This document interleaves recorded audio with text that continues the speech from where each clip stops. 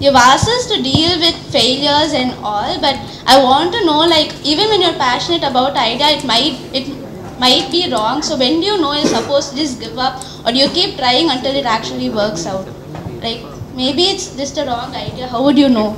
There are various ways for you to sort of dipstick what you are doing. So one is, while it's nice to believe that it is going to work, you should also start these with a certain open mind. And in some ways, what Goel talked about as networking helps, in that you do need to be asking 5 people around you who may not be so connected to actually give certain comments or feedback, and you should be able to take that feedback constructively. It helps a lot if you do that.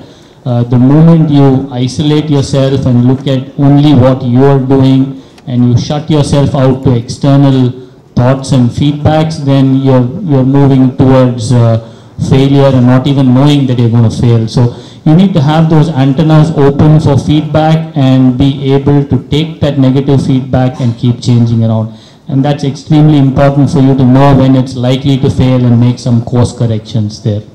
Thank you, sir. I think what she really wants to know is, if failing is such a good thing, why don't you speak to her teachers? I just had something to add to that. I think we talked a lot about failure today.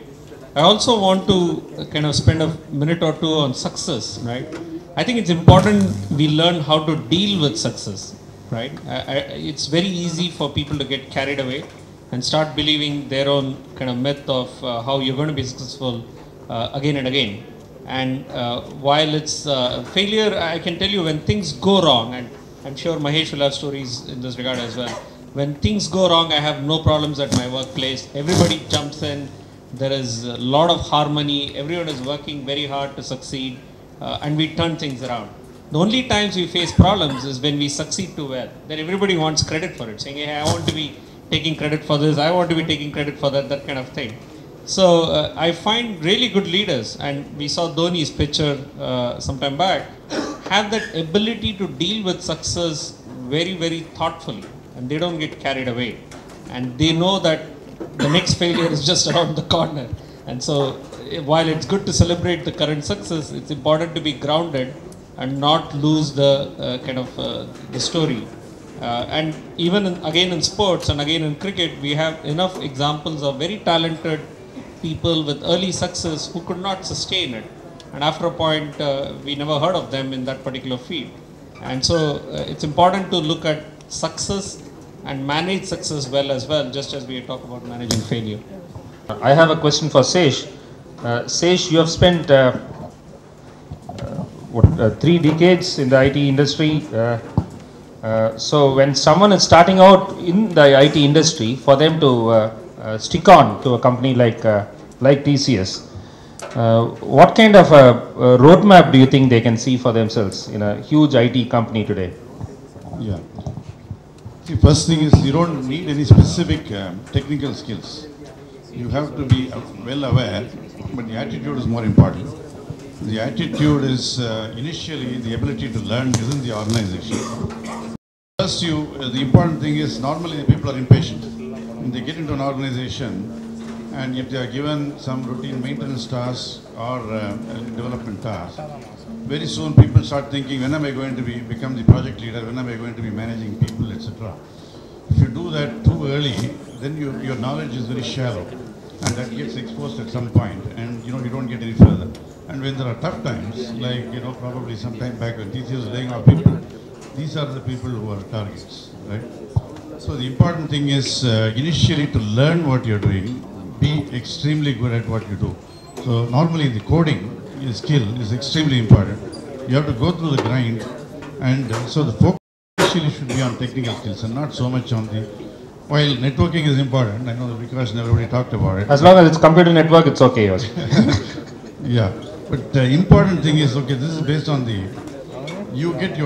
obviously the organization, the people above you need to notice you at some point. So networking is again important there, but they notice when your performance is noticed and when your customers talk about you.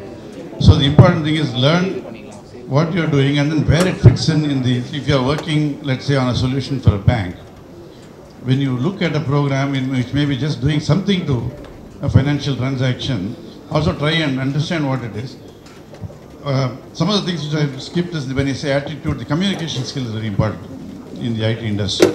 Because very soon you will be interacting not only with people around you, but you will start interacting with the customer. And the specific project that you're doing, it's very important to develop what is called customer empathy. You need to understand what is the customer problems that I'm trying to solve. Try and understand, the functional aspect of, what is being done for the customer. Then you will find that slowly you become a thought leader in that domain. And especially the customer, you endear yourself to the customer starts talking to your managers, right? And when managers reward your performance only when they hear it from a customer, not so much about how you brag about it, what you write in your appraisal, etc. So I think these are some very important qualities that learn on the job, understand the context, understand your stakeholders, and make sure that they notice your knowledge and your performance. I don't know whether it's too abstract or just given some idea, I missed out some points. No. I think I can actually add to that. I'll just take a few seconds. I have a kind of three-way framework that I use with my teams when I talk to them.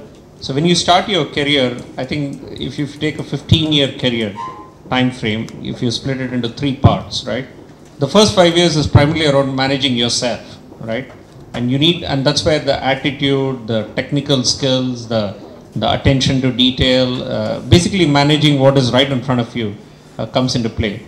The next stage of next 5 years is about managing teams. It's not just what you can achieve yourself, but what can you achieve, what can you get a completely diverse set of people to kind of play together, do things together and achieve. The sum of parts is much bigger than what individually would have been achieved. And that's where your skill in motivating people, identifying talent, setting goals, managing problems, all of those comes into play. And the final 5 years or whatever, the final stage is about managing business. Because finally it's about understanding customers, it's understanding revenue, profitability, how do I grow this business. So if you split it as these three stages and you pace yourself and set your own expectations accordingly, you will do really well. And this is not just the IT sector. I think wherever you go, it's manage yourself, manage teams, manage a business. And you should set those milestones in terms of, am I ready to make the transition from one to the other? I come up with another story to end it all. There was a time I was part of the panel of speakers in a school. So I was sitting there and one cute little girl came and asked me, Uncle, when are you going to speak? And I was really thrilled. I was flattered. A good speaker, and this small girl wants to know when I'm going to speak. I said, a little while later, girl, don't worry. After about half an hour, she came again and said, sir, when will you speak?